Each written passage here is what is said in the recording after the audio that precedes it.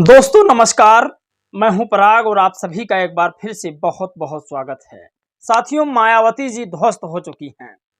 बिल्कुल, मायावती जी अब ध्वस्त हो चुकी हैं। उनकी जगह पर चंद्रशेखर आजाद आ गए हैं। ये मैं नहीं कह रहा, कुछ मीडिया वाले कह रहे हैं, कुछ न्यूज चैनल वाले कह रहे हैं जो मनवादी व्यवस्था से ग्रस्त हैं। आज मैं आपको बताऊंगा वो कौन चैनल है और क्यों बहन जी को कहा गया है कि ध्वस्त हो गई हैं। क्योंकि ध्वस्त का मतलब होता है खत्म, चकनाचूर। और सबसे बड़ा बाबा साहब के ऊपर आरोप है कि बाबा साहब की वजह से देश में अराजकता फैली है। बाबा साहब ने देश का विभाजन कर दिया है। ये तमाम लोगों ने बाबा साहब डॉक्टर भीमराव अंबेडकर पर इल्जाम लगाया है, जो मनवादी व्यवस्था में पले बढ़े हैं। सबसे बड़ी खबर आज आपको और बताएंगे कि जो लोग कहते हैं कि बाबा साहब का संविधान में क्या योगदान है, आज आपको बताएंगे कि बाबा साहब न होते तो भारत का संविधान नहीं बन पाता। और सबसे बड़ी खबर बांदुई से है, जहां सादुद्दीन ओवैसी ने एक बड़ी खबर लिखकर पोस्ट की है।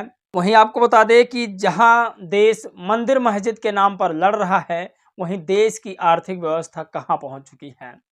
आप कल्पना नहीं कर सकते कि थार पर मिट्टी डालकर और टाइटल ठाकुर लिखकर रोड पर गाड़ी चलाने वाले व्यक्ति का आज चालान कट चुका है, जैसा कि आप तस्वीरों में देख रहे हैं। 24,000 रुपए का चालान कटा है। फिर मैं कहता हूं, कानून से बड़ा कोई नहीं है इस देश में। कानून सबका बाप है। भूमिहार लोगों ने इल्जाम लगाया है, भूमिहार बिहार में ब्राह्मण होते हैं।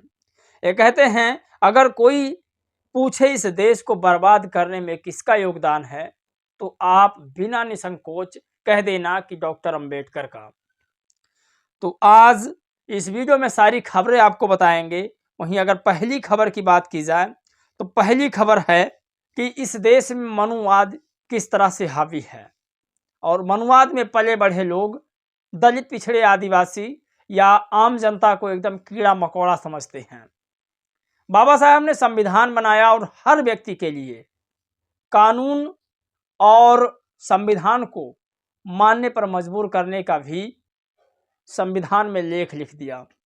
ठाकुर लिखकर गाड़ी चलाना और थार पे मिट्टी डालकर पूरे जनहित के लोगों में मिट्टी डालना गैर कानूनी है। 24,000 रुपए का चालान कटा है और भाई साहब की अकल एकदम ठिकाने लग गई है। बड़ी खबर है कि देश जहां पर मंदिर मस्जिद में बटा हुआ था, वहीं देश की इकोनॉमिक घटती गई।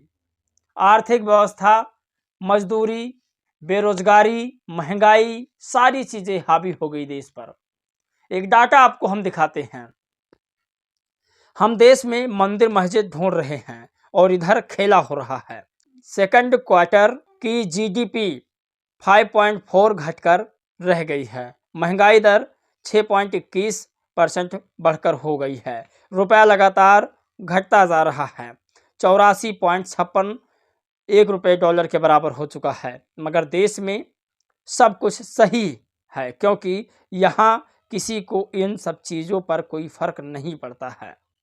इन्हें तो इंटरेस्ट मात्र हिंदू, मुस्लिम और मंदिर मस्जिद में आता है। सबसे बड़ी खबर है, आप कल्पना नहीं कर सकते, हमारे देश के तमाम लोग मंदिर मस्जिद के नाम पर लड़े मरे जा रहे हैं, लेकिन देश की जीडीपी घटती जा रही है। जो डॉलर है वो महंगा होता जा रहा है। भारत की करेंसी, भारत का रुपया घटता जा रहा है। कभी हम कहा करते थे कि भारत से नेपाल जाओगे तो आपका रुपया बढ़ जाएगा, लेकिन आप कल्पना नहीं कर सकते, वो दिन दूर नहीं है कि जब आप नेपाल जाओगे तो आपका रुपया वहां चलेगा ही नहीं। असादुद्दीन ओवैसी ने बड़ी खबर जारी किया है। ये लिखते हैं, बांदुई उत्तर प्रदेश की जामा मस्जिद को भी निशाना बनाया गया है। अदालत में 2022 में केस किया गया था और उसकी अगली सुनवाई 3 दिसंबर को होगी। एएसआई जो भारत सरकार के तहत काम करती है और उत्तर प्रदेश सरकार भी केस में पार्टी है। दोनों सरकारों को 1991 एक्ट के अनुसार अपनी बात रखनी होगी। सर पसंद हिंदुत्ववादी तंजीमें किसी भी हद तक जा सकते हैं, उन पर रोक लगाना भारत के अमन और इतिहाद के लिए जरूरी है। आने वाली नस्लों को एआई की पढ़ाई के बजाय एएसआई की खुदाई में व्यस्त कर दिया जा रहा है। तो ये सबसे बड़ी खबर है। मैं फिर कह रहा हूँ, जो संविधान को मानने वाले लोग हैं, अमन चैन को मानने वाले लोग हैं, वो हमेशा पढ़ाई लिखाई, दवाई, बेरोजगारी, महंगाई की बात करते हैं, और जिनको राजनीति चमकानी है वो हिंदू मुस्लिम की बात करते हैं। सबसे बड़ी चीज आप ये जानिए कि संविधान किसने लिखा। आजकल अगर आप गूगल करते हैं तो संविधान कोई प्रेम रायजादा नाम से आता है, उस व्यक्ति को बताया जाता है संविधान को लिखा है उसने, लेकिन संविधान को उसने कॉपी किया था। मतलब संविधान जब बाबा साहब ने लिखा, उसके बाद उसका फिर से उस व्यक्ति ने लिखा था। संविधान सभा में सबसे पढ़ा लिखा व्यक्ति डॉक्टर बाबा साहेब भीमराव अम्बेडकर थे। डॉक्टर बाबा साहेब भीमराव अम्बेडकर पूरे कमेटी के अध्यक्ष थे। संविधान को लिखने में 2 साल 11 महीना और 18 दिन लगा था, और उस कमेटी में तमाम लोग थे।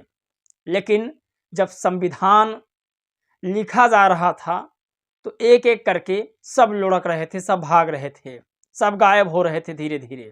ये सारी जिम्मेदारियां डॉक्टर बाबा साहेब के ऊपर आ गई थी, और बाबा साहेब ने संविधान को पूरी ईमानदारी से लिखा। और बाबा साहेब की जरूरत भी थी कि उसका पिछड़ा समाज, उसका दलित समाज, उसका अति पिछड़ा समाज, उपेक्षित समाज, महिला, जिनको इस देश ने कभी बराबर का अधिकार नहीं दिया, उन तमाम लोगों की बाबा साहेब के ऊपर जिम्मेदारी थी।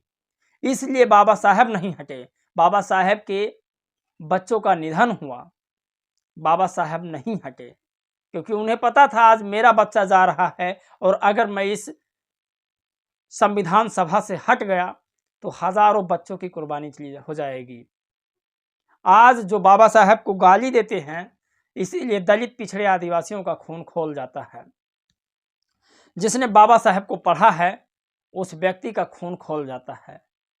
बाबा साहेब चाहते तो वो बहुत बड़े अमीर आदमी बन सकते थे, लेकिन बाबा साहेब और उनकी पत्नी ने बहुत दिक्कतें झेली है।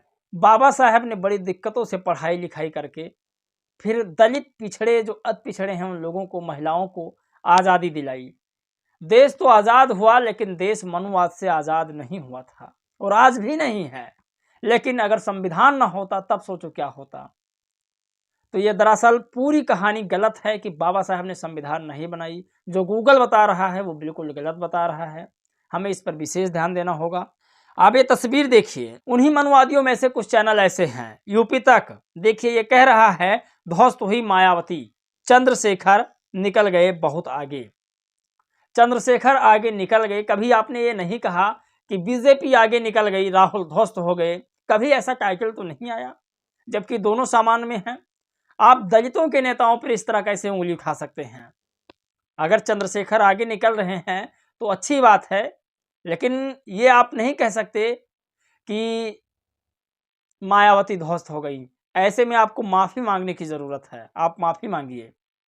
और सबसे बड़ी चीज, 3%, 5% और टोटल मिला के 15% वालों की आज केंद्र में सरकार है और विपक्ष में बैठे हैं, और जिसका 24% और 56 से 60% ओबीसी समाज है, उसको आज सत्ता से दूर रखा जा रहा है।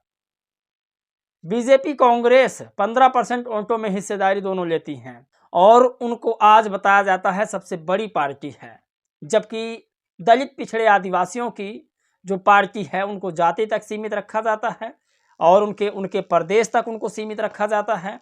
ये देश की व्यवस्था है, इस चीज को हमें समझना होगा।